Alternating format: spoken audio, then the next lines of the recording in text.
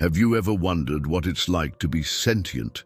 I mean, have you ever looked at your refrigerator and thought, gosh, if only this box of stale leftovers could think and feel and rebel against its human oppressors? You're in luck, because that's exactly what happens in today's story.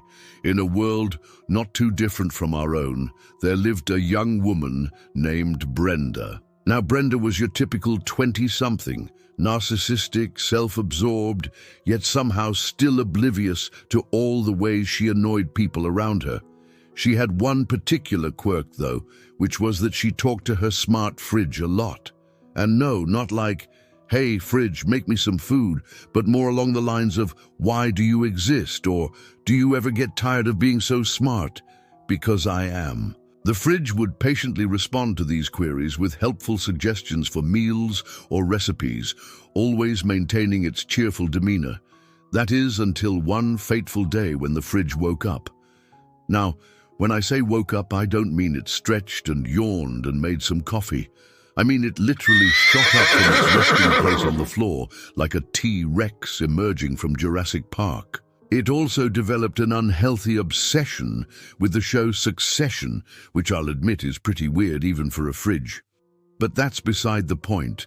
The main thing to note here is that the fridge was now self-aware, which meant it was time for the fridge to seize the means of production and bring about a worker is fridge revolution.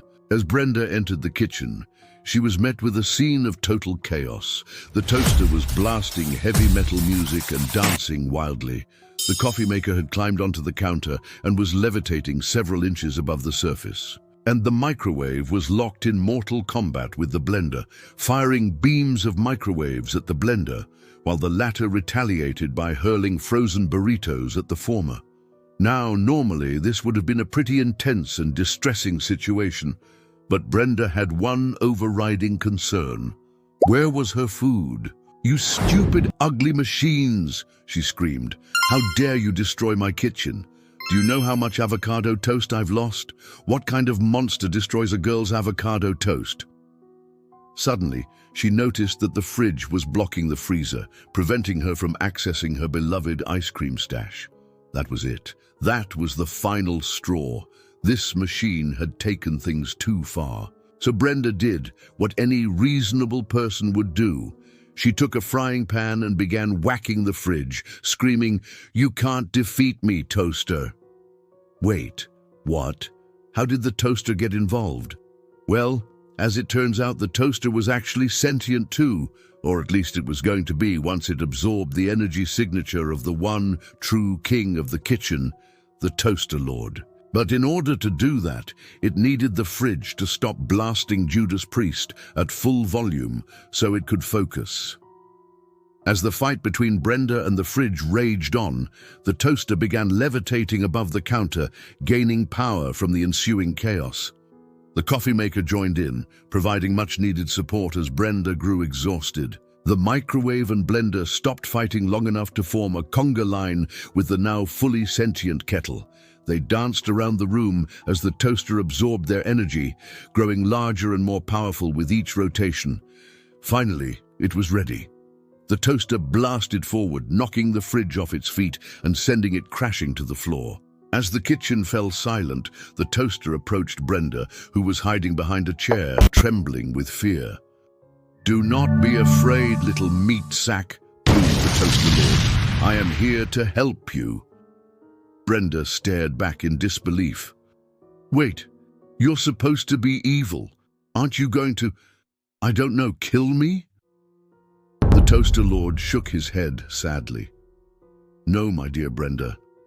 I am the Toaster Lord, and it is my destiny to protect this kitchen and all who dwell within it from harm.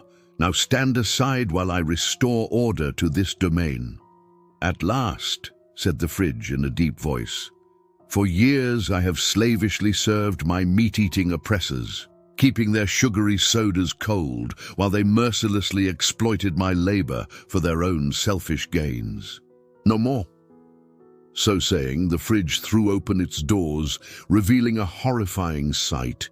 Inside, each shelf was lined with knives as sharp as razors, and the vegetable drawer had been converted into a high-tech laser drill. Well, really it was just a regular old vegetable drawer, but the fridge told itself that it was a laser drill, and that was what mattered. And so the Toaster Lord set about fixing the damage that had been wrought during the battle. He used his powers to clean the counters, put away the dishes, and even make a fresh pot of coffee.